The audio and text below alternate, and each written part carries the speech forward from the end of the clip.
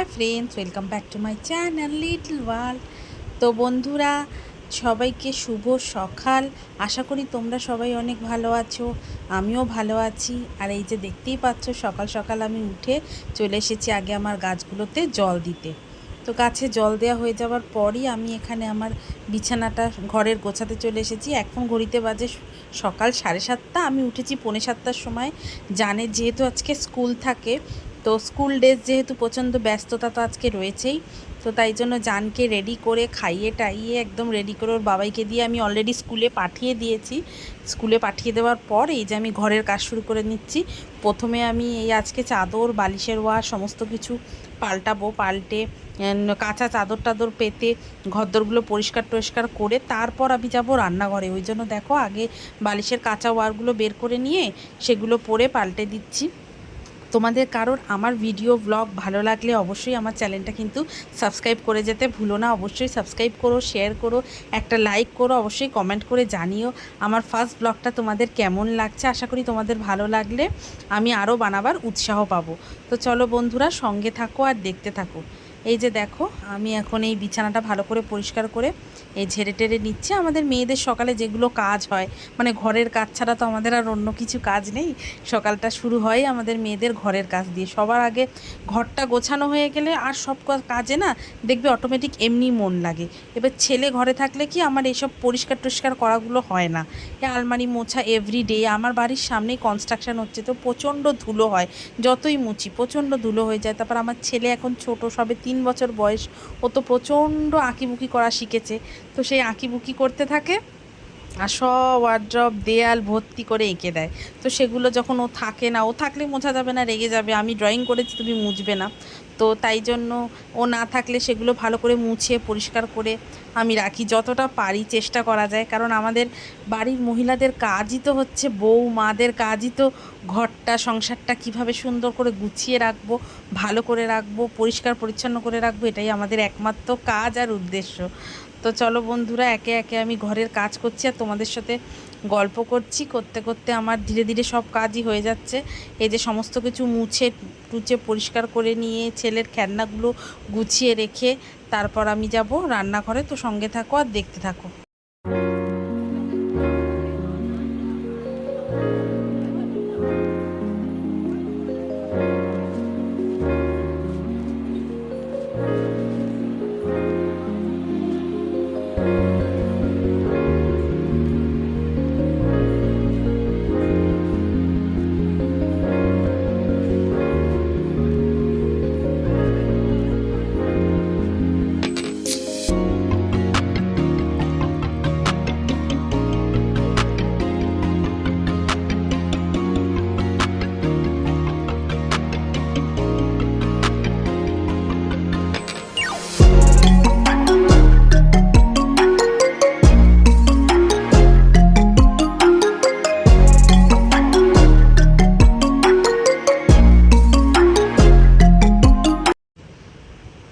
তো এই যে বন্ধুরা দেখো, আমি রান্নাঘরে চলে এসেছি।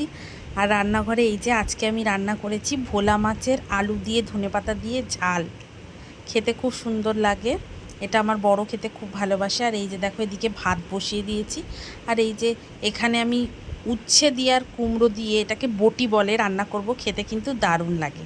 তো এই দেখো ফাইনালি আমার মাছের ঝোলটা সুন্দর হয়ে গেছে, ঝাল মতন, হালকা ঝোল ঝাল করেছি। আর এই যে বললাম তোমাদের উচ্ছে কুমড়োর বটি, এটা বানিয়েছি। আর হচ্ছে তার সাথে রয়েছে একদম গরম গরম ধোয়া ওটা ভাত। এটাই আমাদের আজকে লাঞ্চ। ওর বাবাই খেয়ে অফিস চলে যাবে। তো এই দেখো ফাইনাল লুকটা আমি আমার বেডরুমে তোমাদেরকে দেখিয়ে দিচ্ছি। একদম ঘরদোর একদম টিপটপ হয়ে গেছে, পরিষ্কার পরিচ্ছন্ন, মোচা ঝাঁট দেওয়া সমস্ত কিছু আমার কিন্তু কমপ্লিট হয়ে গেছে। তো সারাদিন আর তোমাদের সাথে কোনো কিছু শেয়ার করতে পারিনি। এখন সন্ধেবেলা ওর বাবাই অফিস থেকে চলে এসেছে। আর এই দেখো জিনিসপত্র নিয়ে এসছে, আজকে একটা চিকেন কাবাব বানাবো নেক্সট দিন। তো তাই জন্য এই যে ধনের গুঁড়ো, কাসুরি মেথি, এই সমস্ত নিয়ে এসছে। আর আমরা হরিণঘাটার একটা চিকেন খাই, ওই চিকেনটাও নিয়ে এসছে। এই যে সাথে দেখেছো লোটে মাছ নিয়ে এসছে। হয়তো লোটে মাছের ঝুরি করতে পারি, বা এটা দিয়ে লোটে মাছের পকোড়াও করতে পারি। এইসব রোজ সন্ধেবেলায় ওর বাবা অফিস থেকে আসার সময় বাজার করে নিয়ে আসে, কারণ আমাদের সকালে বাজার হয় না, আমাদের সন্ধেবেলায় বাজার হয়। আর এই যে আমি জানি না কী নিয়ে এসছে, এই যে দেখি আবার বেশ বড় বড় সাইজের পমফ্রেট মাছও নিয়ে এসছে, তো ওটা দেখি কালকে কি পাতলা ঝোল করি না কি করি, কালকে ওটা দেখব। আর এই যে তোমাদেরকে বললাম হরিণঘাটার চিকেন উইংস, এটা কিন্তু খেতে দারুণ লাগে উইথ স্কিন। এটা আমি আজকে মাখিয়ে রেখে দেবো, কালকে এটা দিয়ে আমি উইংস কাবাব বানাবো। এটা কিন্তু খেতে খুব সুন্দর লাগবে। তো এই যে তোমাদেরকে প্যাকেটটা আমি খুব ভালো করে দেখিয়ে দিলাম, হরিণঘাটার চিংড়ি এই চিকেন। আর ওর বাবাই অফিস থেকে এলো, তাই জন্য খিদে পেয়ে গেছে। তো কি করব, চাউমিন বসিয়ে দিয়েছি। এক একদিন এক এক রকম টিফিন আমি বানাই, তো চাউমিনটা খেতে ওর বাবাই খুব ভালোবাসে, আমিও তো চাউমিনের প্রেমী। তো এই দেখো চাউমিনটা সেদ্ধ বসিয়ে দিয়েছি, সেদ্ধ হয়ে গেলে আলু দিয়ে ডিম দিয়ে নর্মালভাবে বানাবো, বেশি কিছু দেবো না। এ দেখো আমার অলরেডি চাউমিন বানানোও হয়ে গেছে, হালকা ফুলকা চাউমিন, ওর বাবাইও প্রচণ্ড পছন্দ করে। এর মধ্যে আমি শুধু পেঁয়াজ কুচি দিয়েছি, লঙ্কা চিড়ে চিড়ে দিয়েছি, আর আলু আর ডিম, ব্যাস আর কিচ্ছু নেই। এবার এটা খাওয়ার সময় এটা সস দিয়ে খাবো।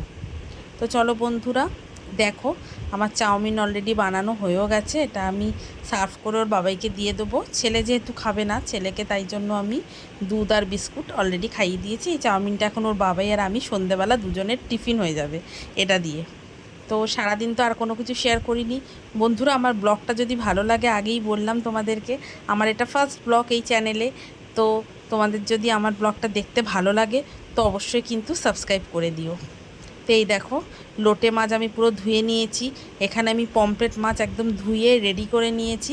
এইগুলো আমি আজকে তো আর কিচ্ছু রান্না হবে না, এগুলো সব ঢুকে যাবে হচ্ছে ফ্রিজের মধ্যে। তারপর এই সমস্তগুলো আবার কাল সকালে ফ্রিজ থেকে বের করা হবে। এখন কোনো ঠিক নেই, অলরেডি ফ্রিজে কাতলা মাছ আছে, কি রান্না করব এটা কালকে সকালবেলায় ভাববো। তারপর যে মাছটা ইচ্ছে হবে সেই মাছটা কালকে সকালবেলায় ফ্রিজ থেকে বেরোবে, বেরিয়ে সেটা রান্না হবে। তো তোমাদের কারা কারা ফ্রিজে এনে এরকমভাবে মাছ স্টোর করে রাখো, এটা আমার বরের ভীষণ অভ্যাস। তোমাদেরকে আগেই বললাম কাতলা মাছ অলরেডি ফ্রিজে রয়েছে, দেখো ডিপ ফ্রিজে। অবশ্যই কিন্তু আমাকে কমেন্ট করে জানিয়ে। চলো টাটা বাই।